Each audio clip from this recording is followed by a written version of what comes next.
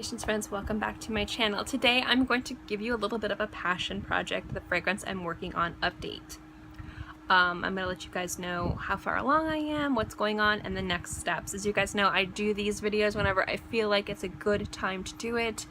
This is the second one, and this is going to be talking more about production and sourcing, and I'm going to give you some advice as well on why I'm thinking about doing the things that I'm doing. So let's go.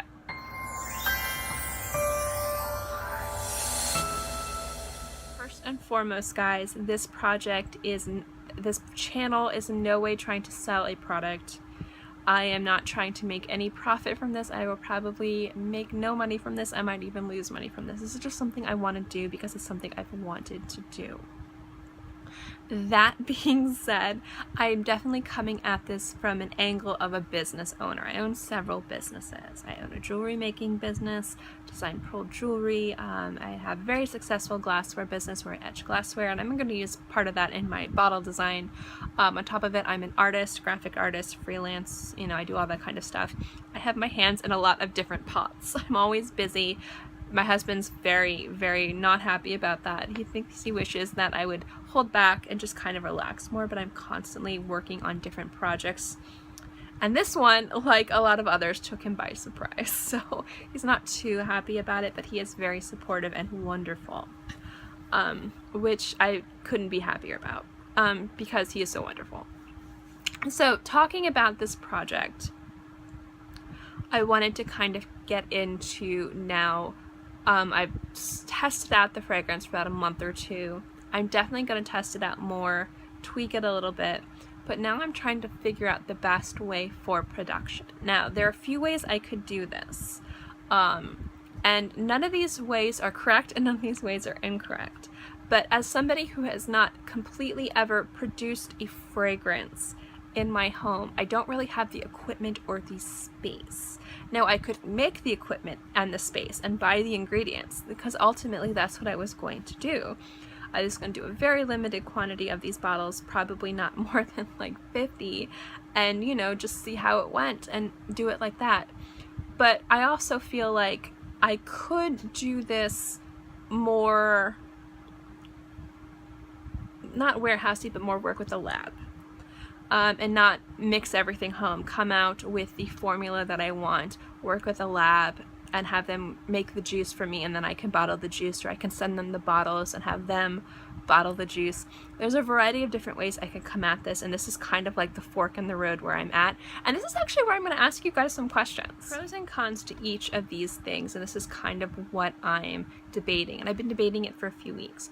The first is, if I do everything from home, it would be a lot cheaper, because then I could create the quantity that I need and I don't have to have any minimum quantity from anybody else. Sometimes when you work with these labs and they bottle the things for you, you have a minimum order that you need to purchase at a specific amount of money. And that's where I'm kind of worried, because as much as I fully support my products, I stand behind everything, the amount of bottles I would need to purchase would be a lot more than I would feel comfortable putting out as an investment, because this is a passion project. So if I were to go the lab route, I would almost have to do like crowdsourcing, like a Kickstarter.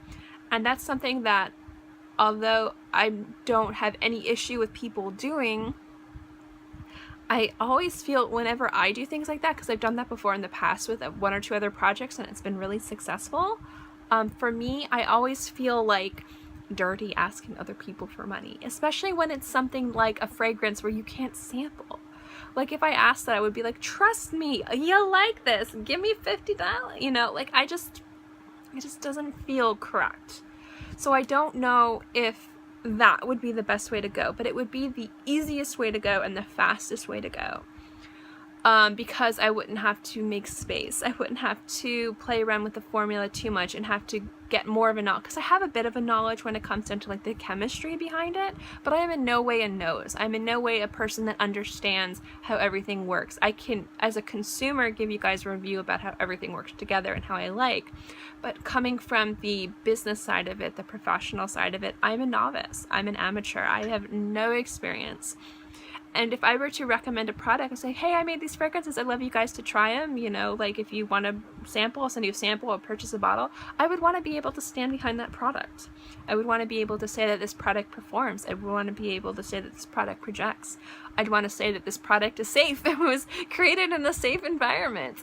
And currently, right now, I don't know if I have the space for it currently. Now I could make the space for it. There's definitely some spaces in my house that are sterile, that are cat-free, that I could easily turn into kind of like a little lab-like setting, but that would require a lot of work and time and money. And so that would just prolong this this thing. Or I could work with a lab and kind of tell them the DNA and the quantities and the formula that I want, and then work with them on tweaking it. They have more access to the stuff that you would need to create the fragrance. They have definitely the facility to make it, and I feel like the overall end product would probably be a better quality than what I could create in my home for the first time around. This is a passion project. I'm not sitting here trying to be a new indie niche house. I'm not sitting here trying to be imaginary authors. I'm not here trying to be, you know, zoologist perfumes. I'm trying to create fragrance, maybe 2 or 3 if it turns out okay, of things that I love that I don't really see out there. Kind of give you guys a perspective of things that I really like, how I like to smell and things like that. And because of that, because it is a passion project, because I'm not coming at it as a business, because this is coming at it as a hobbyist, I'm conflicted. I'm conflicted. And the thing is like, in one way I put up all this money and I'm left with hundreds of bottles. I don't know the minimum order of bottles for one of these labs, but I think it was like 200, and then the other one was like 500, and the other one was like 50, but the price-wise, it was crazy. We were looking at thousands and thousands of dollars. And although I'm not against that, because some of these labs have worked with some major houses, and it's not that I don't stand by my product, it's more like, if I were to do that, I would have to crowdsource. I would have to. I would not feel comfortable putting down that much money unless I knew I could at least break even. Not even profit. Not even profit. Just break even. Just know that people out there have this fragrance. They enjoy it. I have a few bottles. I love it. And that's pretty much what I want. If I made a profit, amazing. But I'm not coming at this trying to make a profit. And that's the problem with this. Is like, as a business, you always have to think about profit and overhead and things like that. It's very important, and that's kind of like right now, since I'm not coming at this business like I normally do everything else. I'm coming at this like hobbyist, like I just want people to like my stuff, and I want to create the best product I possibly can. That's kind of like where I am in this process. So I guess the question for you guys is I'm not asking for anything. I don't think I'd ever feel comfortable asking for anything. And the only time I would ask for anything is because I would feel like it's the absolutely only way. And it's not the only way, and it's not the last resort. And I'm not even ready to give anybody any money to even clean space. I'm like 6 to 8 months away from cleaning space to even try retweaking the DNA. So I mean, we're a long way away. And at that point, I might try creating it first at home, and then if that doesn't work out, then I might see about a lab, you know, but then the lab would be the quickest. I don't know. And this is just the point, and this is the point of the series, is to kind of share with you guys the entire journey. It's not just about to tell you guys about the good parts or the easy parts. It's to show you guys the inner workings of a business. And although this is a passion project and this is a hobby, I am viewing this very much as I'm trying to not lose money. I'm not trying to make a profit. If I do make a profit, that would be amazing, but I'm trying not to lose money. And that's kind of like where I'm at. I just want to break even. That's worst case scenario, I break even. If it's lose money, then no. But breaking even is what I'm trying to at least now do. So I've been watching videos, I've been coming up with formulas, I have the DNA down of my fragrance. There are definitely flaws with it that I've noticed after wearing it in the heat. Definitely understanding some flaws. Definitely some notes are way more apparent than others. Definitely going to need to switch things around and add more of one and less of another and completely omit things. So that's definitely where we're at now. If you guys are wondering what kind of fragrance I'm trying to create a very unisex, completely unisex, somewhat citrus leather fragrance. I want it to be a little bit warm and spiced, but I do want it to have a bit of a brightness to it as well, and to be a little bit creamy. It's kind of like what I'm going for is a mix of all those things together, but is appropriate in the summertime, like a summertime fragrance. It kind of hits all those notes. I kind of got the DNA down where I'm wearing it and I really, really like it in the opening and then the initial dry down, but after a few hours, definitely it needs to be more balanced. So I like what I'm creating. I'd wear it. I've been wearing it. I've been enjoying it.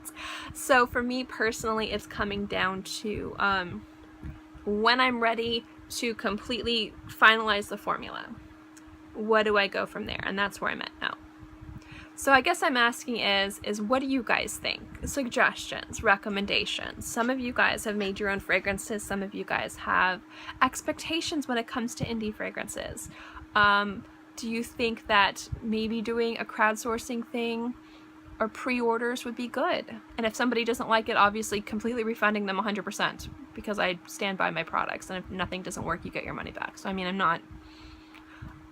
or if I should just, you know, save up enough money and, you know, do the lab, and, you know, when I have the extra capital in my business, spending the money that way. But that could be a few years before I have that much money. It's not that I don't have that much money, it's that because I have other businesses, their needs come first. That's kind of like what I'm saying with this. I have the capital to do it, absolutely, I could do it right now, but that capital goes to my other businesses. It goes towards marketing, and we're going into season now. So it's going into marketing, it's going into insurance, it's going into upgrading any equipment that we need to have, it's going into shipping, all this stuff. So I have the money, it's just, it's earmarked for other things. And so for me, it's like if I were to go to my husband, who's my business partner, and he's not a fragrance person, and he doesn't like fragrance at all, to say, hey, we need to take out like $5,000 or $6,000 or $8,000 for this project, he'd look at me like, absolutely not. Where does that make sense business-wise? And he knows this is a hobby, and he respects my hobby.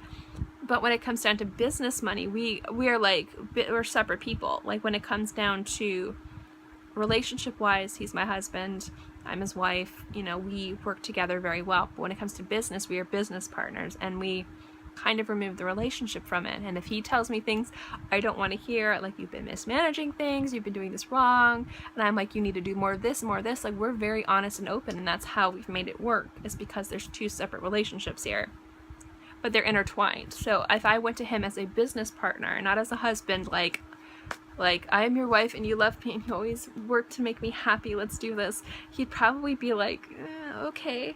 But I'm coming to him as a business prospect, because whenever I have business ideas or opportunities or things like that, I come to him like almost like as a proposal. He'd be like, I'm not going to spend the money on that, we need to market this, we need to spend money on this, you know, we spent way too much money on these other things here that we need to reap what we sow over there first before we even think about something else. So the point of crowdsourcing would be that it would show that people want it and that there's a market for it, and then I could go and be like, hey, look at this, and then maybe we can invest more. I don't know. So that's kind of like at the point where I'm at right now, is like, which way do I want to go about this? And in no way do I want to put the burden on anybody else but myself, because the only person who should hold this burden is me. It shouldn't be my husband, it shouldn't be you guys, it shouldn't be anybody else but me. And so that's kind of like where I'm like, what do I do? I don't know. Anyway, this video is getting a little bit long, so I'm going to end it here. But I'm going to kind of once again clarify the question that I have for you guys. And it's not so much just for me. It's like, what standards do you guys have with fragrances that are niche? What standards do you have for fragrances that are indie? Would you be more comfortable purchasing something that was made in a lab? Or would you be more comfortable purchasing something that maybe costs more money that was made by hand by somebody who is not very knowledgeable but would get knowledge within the few years that it would take to get this product out? Like, that's kind of the point that I'm at. Like, if I crowdsource for it, how dirty would you feel? Because I feel pretty dirty about it. But at this point, if I had to go the lab route, and I'm trying not to go that route, but I don't know if that would just be the best way in general. Like, would would pre-ordering it be something that you would do, knowing full well that if you didn't like the product, you would get a full refund? Like, I stand by my products. I always do.